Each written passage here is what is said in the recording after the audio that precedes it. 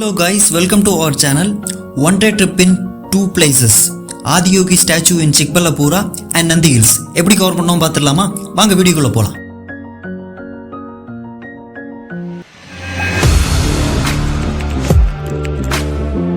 Audio Jungle.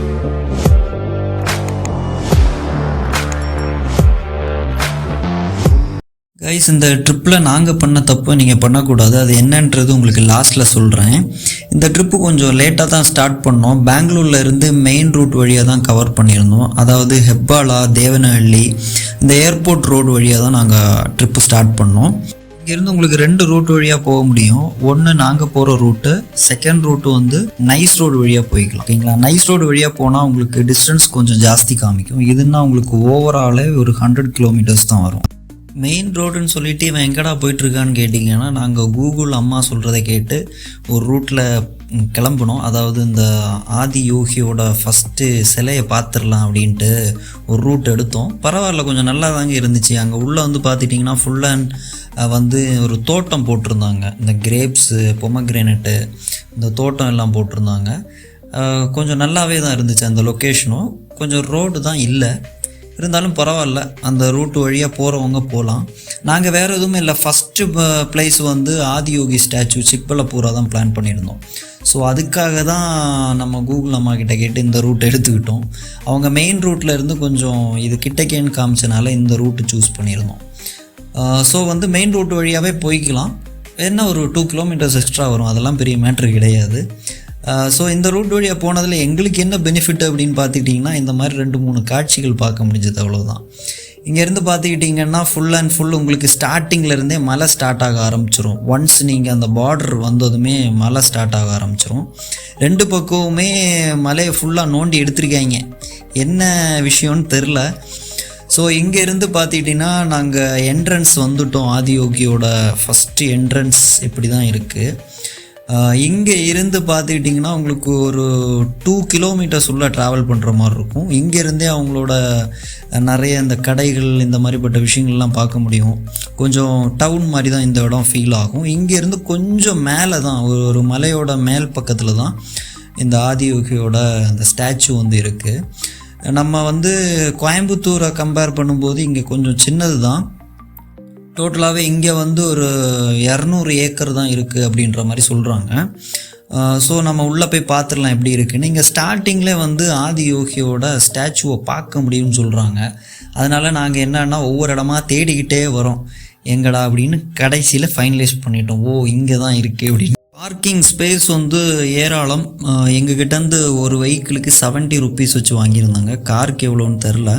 So parking area வந்து கொஞ்சம் நிறையவே கொடுத்துருந்தாங்க. நீங்கள் பாருங்கள், காருக்கு வரவங்களுக்கு தனியாக கொடுத்துருந்தாங்க. சும்மா சொல்லக்கூடாதுங்க, நிறைய ஸ்பேஸ் கொடுத்துருந்தாங்க. ஈஸியாக வந்து பார்க் பண்ணி எடுத்துகிட்டு போகிற அளவுக்கு கொடுத்துருந்தாங்க. இங்கே என்ட்ரன்ஸில் வந்து பார்த்துக்கிட்டிங்கன்னா உங்களுக்கு ஸ்டார்டிங்லே வந்து ஒவ்வொரு விஷயங்களையும் தனித்தனியாக போட்டிருப்பாங்க. அதாவது ஒரு சின்ன மென்ஷன் போர்டு மாதிரி ஒன்று போட்டு அதில் வந்து எல்லா டீட்டெயில்ஸுமே வந்து கொடுத்துருந்தாங்க. நம்ம ஃபஸ்ட்டு பார்க்க போகிறது வந்து இந்த நாகாவோட ஒரு என்ட்ரன்ஸ் தான் ஃபஸ்ட்டு பார்க்குறோம். இது வழியாகவே ஆதியோகியோட அந்த ஸ்டாச்சு நமக்கு விசிபிலிட்டிஸ் இருக்குது, இங்கேருந்தே பார்க்க முடியும். லெஃப்ட் சைடு வந்து ஒரு திரிசூலம் போட்டு ஒரு சன்னிதானம் மாதிரி ஒன்று பண்ணியிருந்தாங்க. கீழே ஃபுல்லாக வந்து செம்பு தாங்க போட்டு ஒரு டிசைன் மாதிரி பண்ணி இந்த மாதிரி நாகத்தோட ஒரு புற்று மாதிரி ஒன்று பண்ணியிருந்தாங்க. ரொம்ப நல்லா இருந்துச்சு பார்க்குறதுக்கும். வித்தியாசமாக பண்ணியிருந்தாங்க. நம்ம மற்ற கோவில்களில் இருக்கிற மாதிரி இல்லாமல் கொஞ்சம் வித்தியாசமாக இருந்துச்சு. இந்த நாகத்தோட அமைப்பு வந்து பிரம்மாண்டமாக இருந்துச்சு. அதை விட இது தாங்க, இது வந்து அவ்வளோ ஒரிஜினாலிட்டியில் கொடுத்துருந்தாங்க. முக்கியமான விஷயம் என்ன அப்படின்னா, நமக்கு டைரெக்டாக போயிட்டு தொட்டு வணங்கலாம். இதை தொட்டு வணங்கலாம், அதோட ப்ரொசீஜர்ஸ் எல்லாம் சொல்லி கொடுப்பாங்க.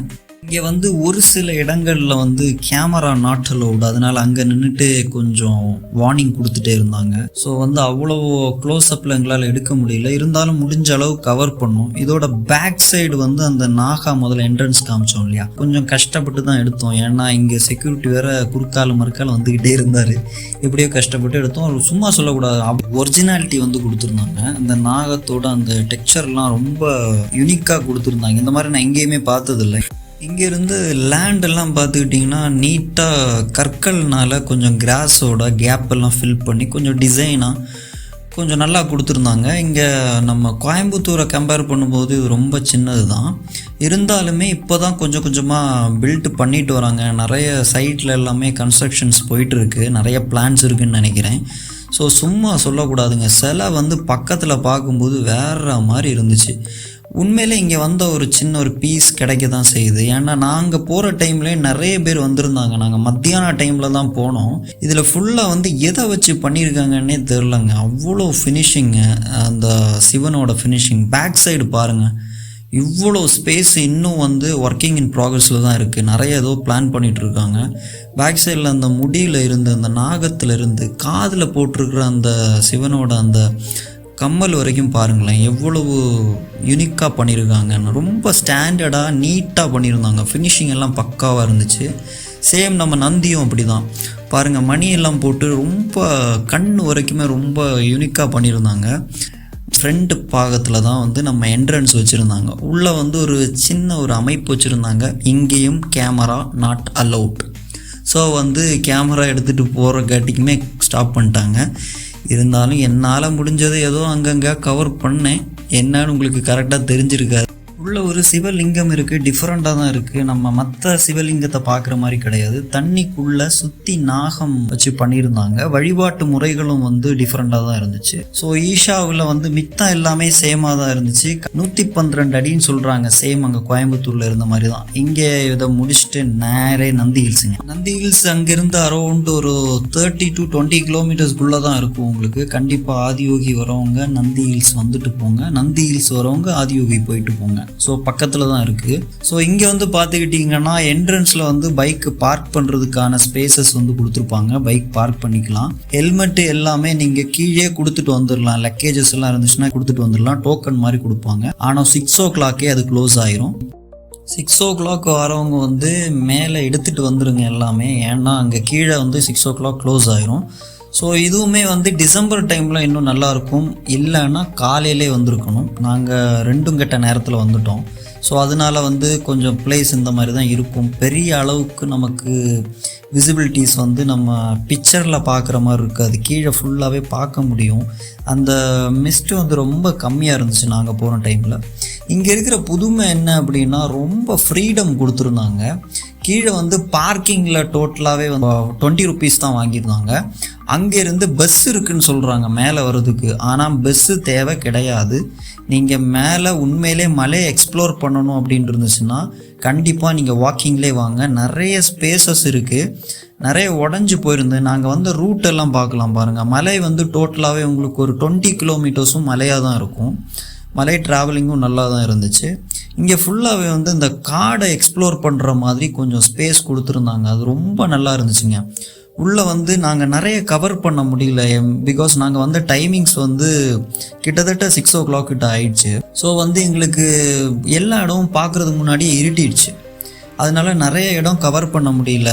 டாப்பு கவர் பண்ணோம். அதுக்கப்புறமா வந்து இந்த மாதிரி நிறைய காட் ரூட்டுகள் நிறைய கொடுத்துருந்தாங்க. ஒரு கிட்டத்தட்ட ஒரு 10 places கிட்ட இருக்காங்க நந்தி ஹில்ஸில் வந்து கவர் பண்ணுறதுக்கு.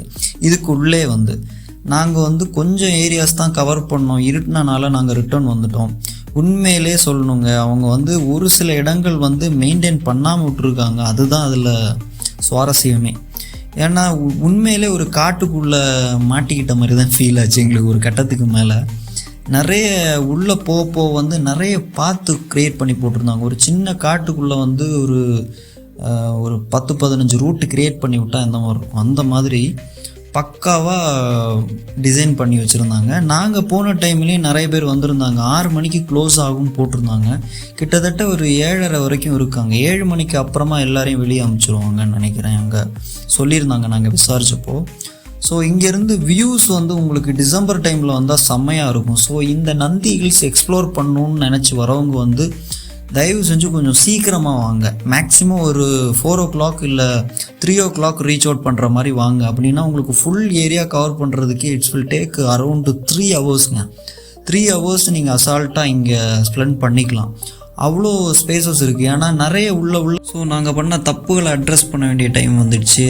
என்ன தப்பு அப்படின்னா, இந்த ட்ரிப்பு பிளான் பண்ணுறவங்க வந்து ஆதியோகி 7 o'clock ஓப்பன் ஆகும், 3D விசுவலைசேஷன் நாங்கள் மிஸ் பண்ணிட்டோம். ப்ளஸ் நந்தி ஹில்ஸ் வந்து எல்லா இடமும் கவர் பண்ண முடியல. ஸோ டைம் மேனேஜ்மெண்ட் தாங்க இம்பார்ட்டன்ட். ஸோ இங்கே வரவங்க காலையில் வாங்க, நந்தி ஹில்ஸ் காலையில் வாங்க, ஆதியோகி ஈவினிங் போய் ரீச் ஆகிற மாதிரி பாருங்கள். ஸோ உங்களுக்கு பக்காவாக பிளான் பண்ணிக்கலாம். ஸோ அவ்வளோதாங்க, வீடியோ முடிச்சுக்கிறோம். நித்தியம் நிம்மதியாக இருப்பது சத்தியமாய் சாத்தியம். நற்பவி 360. Thank you so much.